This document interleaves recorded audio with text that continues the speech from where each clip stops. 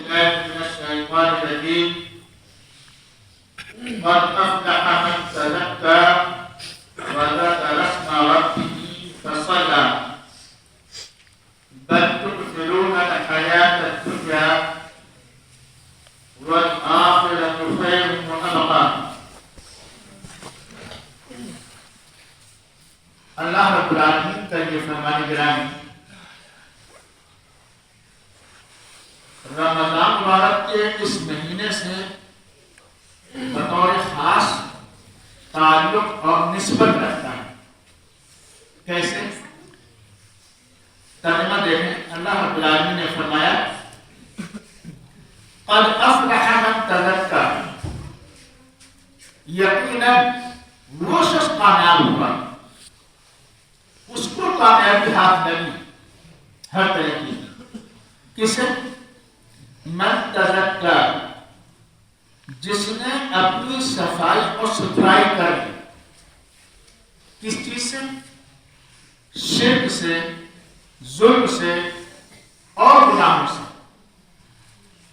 ابھی ظاہر سی بات ہے انسان یہ گناہ یہ برائیاں کر بیٹھا ہوگا کسی بھی وجہ سے یا کسی بھی وقت اپنی عمر کے کسی بھی حصے میں.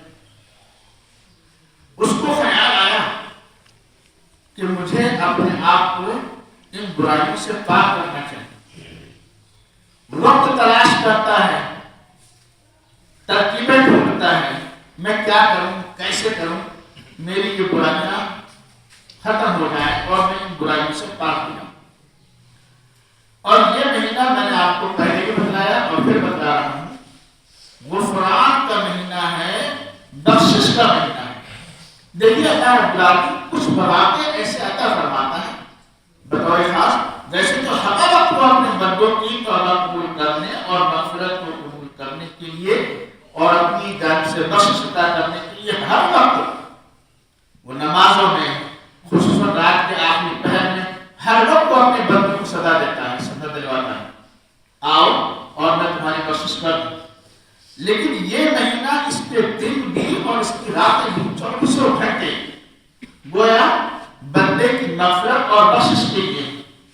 اس لیے جو لوگ بھی اپنے گناہوں کو یاد کیے ہوئے ہیں، کیسے بھی گناہ، حتیٰ کہ آپ یاد رکھیے چاہے کہ وہ حقوق العباد میں سے ہوں، چاہے کہ وہ حقوق اللہ سے متعلق ہوں، آپ اللہ رب العالمین سے اپنے گناہوں کی بخشش کو طلب کیجیے. ایک بات یاد آئی وہ بھی یاد کریں آپ. دیکھیے ہم سے بعض گناہ ایسے ہو جاتے ہیں حقوق العباد میں سے جن کی تلافی اب ہمیں ممکن نظر نہیں آ رہی ہوتی. اور یار کسی کے ساتھ جھگڑا ہو گیا تھا، مار پیٹ ہو گئی تھی بری طریقے سے اور میں نے زیادہ اس پر ظلم کر دیا تھا. وہ مر ہے، وہ آدمی ہے، اب کیسے کر کے اس سے میرا نپٹارا ہو. جیسے علماء کرام بتاتے ہیں، بیان کرتے ہیں کہ بھئی حقوق العباد کے لیے شرط ہے کہ آپ اس آدمی سے جس کے ساتھ آپ کا کوئی بھی معاملہ ہوا ہے اس سے آپ معافی تلافی کریں، اس سے اس کا حق اس کو واپس کریں، تب آپ کا یہ گناہ اور اللہ رب العالمین سے بھی معافی مانگیں، تب آپ کا یہ گناہ معاف ہوگا. بالکل درست ہے، بالکل صحیح ہے. لیکن آپ اندازہ کریں اس کنڈیشن کا، اس پوزیشن کا کہ آپ وہ آدمی رہا نہیں جس کے ساتھ میرا کوئی ظلم و زیادتی کا معاملہ تھا یا کوئی کسی قسم کی کوئی لین دین کا معاملہ تھا یا اور کسی بھی قسم کے حالات ہوتے ہیں بہت مختلف قسم کے. اب وہ آدمی نہیں ہے اور ایک لمبا عرصہ ہو گیا ہے اس کے ساتھ کچھ معاملات ہوئے، اب کیا یا کہ میرا گناہ معاف ہوگا ہی نہیں اور یا اس کی کچھ شکل نکلنی چاہیے نا. یہ ہے قد افلح من تزکا. اب وہ نہیں ہے، شکل نہیں ہو پا رہی ہے تو وہ تفصیلات ہے دوسری ہیں. لیکن آپ اللہ رب العالمین سے اپنی تزکیہ کیجیے، یعنی اپنا اصلاح نفس کیجیے اور اپنے گناہوں کی بخشش طلب کیجیے اللہ تعالیٰ سے. چاہے کسی بھی قسم کا آپ سے شرک ہو گیا، کسی بھی قسم کا آپ سے ظلم ہوا، اور ظلم ظاہر سی بات ہے ہم حقوق العباد کے درمیان ہوا کرتا ہے وہ ہوا، یا کیسے بھی معاصی یعنی گناہ اور نافرمانیاں ہو گئی. اللہ رب العالمین نے فرمایا قد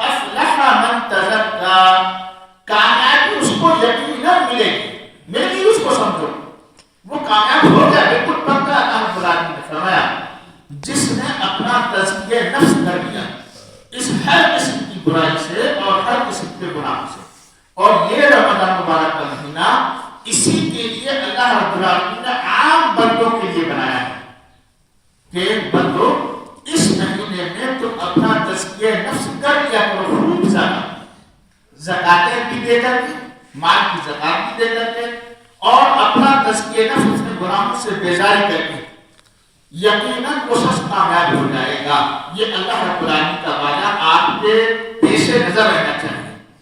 اچھا تھوڑا سا یہ توجہ دیں گے، آپ یہ سمجھیں گے کہ ہم علماء کرام ہر جگہ بار بار آپ کو غفران، بخشش اور اللہ رب العالمین سے معافی اور توبہ کی طرف ابھارتے اور اکساتے رہتے ہیں، کہتے رہتے ہیں. لیکن عموماً لوگوں کی طبیعتیں اس جانب مائل کیوں نہیں ہوتی؟ میرے سوال کا جواب آپ غور کیجیے. عموماً لوگوں کی طبیعتیں اس طرف مائل کیوں نہیں؟ وہی جس چیز سے ہم منع کر رہے ہیں وہی کرتا جا رہے ہیں، جس چیز سے علماء کرام منع کر رہے ہیں کہ یہ گناہ ہے مت کرو ایسا مت، وہی کر رہا ہے اور جان بوجھ کے کر رہا ہے اور زیادہ کر رہا ہے. آخر اس سوال کا جواب سوچیے آپ کہ اس طرف انسانوں کی طبیعتیں اللہ رب العالمین سے معافی اور استغفار کی طرف انسانوں کی طبیعتیں مائل کیوں نہیں ہوتی؟ میری نظر میں جواب اس کا یہ ہے کہ ہم اور آپ اتنا زیادہ ان معاشیات سے محبت کر چکے ہیں، اتنا زیادہ یہ ہمیں محبوب ہو چکی ہے کہ ان کو چھوڑنا ہمیں گوارا ہی نہیں ہو رہا. آگے اللہ رب العالمین نے فرمایا بل تؤثرون الحیات الدنیا، تمہارا حال تو یہ ہے، تمہاری کامیابی تو ہے تزکیہ نفس میں، لیکن حال تمہارا یہ ہے کہ تم دنیا کو ہی ترجیح دے رہے ہو. تمہیں جو نظر آتا ہے یہ اچھا ہے، یہ میری بھلائی کا ہے، حالانکہ اس میں تمہاری ہلاکت ہوا کرتی ہے اور تم اسی کو ترجیح دے رہے ہو، تم اسی کو ترجیح دے رہے ہو. بل تؤثرون الحیات الدنیا، اور حقیقت حال کیا ہے؟ والآخرۃ خیر وابقی. حقیقت حال یہ ہے کہ لوگوں آخرت خیر سب سے بہتر ہے، اس سے زیادہ اچھی چیز کوئی ہے ہی نہیں. تم دنیا چیز میں لگے ہو، آخرت سے زیادہ اچھی چیز کوئی بھی نہیں ہے. یہ بات تو بن گیا. وہ ابقی، دوسری بات یہ سمجھو کہ ہمیشہ باقی رہنے والی چیز ہے. دنیا چلو ٹھیک ہے آپ نے کہا چند سال کے لیے، چند دنوں کے لیے، بس آپ اس میں تھوڑا سا اپنا ایشو آرام کچھ کر سکتے ہیں اور کچھ اپنے آپ کو آپ سمجھ سکتے ہیں کہ ہاں ہم نے یہ کر لیا، ہم نے یہ لیا. نہ، یہ باقی رہنے والی چیز ہی نہیں ہے، ختم ہو جائے گی اور آپ کو کوئی بینیفٹ اس کا نہیں ملے گا. آخرت اتنی بہتر چیز ہے کہ سب سے بہتر ہے. نمبر ایک. نمبر دو، وہ ابقی، اس سے زیادہ اور باقی رہنے والی چیز کوئی نہیں ہے، ہمیشہ باقی رہنے والی چیز ہے. جو اچھائیاں آخرت کی مل جائیں گی انسان کو، جو کامیابی مل جائے گی انسان کو، وہ کامیابی پھر کبھی ختم ہی نہیں ہوگی اس کے پاس، اس کو چھڑے گی ہی نہیں اس سے. اتنی صاف صاف اور اتنی اہم باتیں اللہ رب العالمین نے انسانوں کے گوشے اتار کر دی، پھر بھی انسان اس طرح متوجہ نہیں ہو رہا ہے. اللہ تعالیٰ ہمیں اور آپ کو اپنے ہر قسم کے گناہوں سے توبہ فرما دے. الہ العالمین ہم سب کے صغیرہ اور کبیرہ گناہوں کو معاف فرما دے. آمین. وصلی اللہ علیہ نبینا محمد وعلی آلہ وصحبہ اجمعین.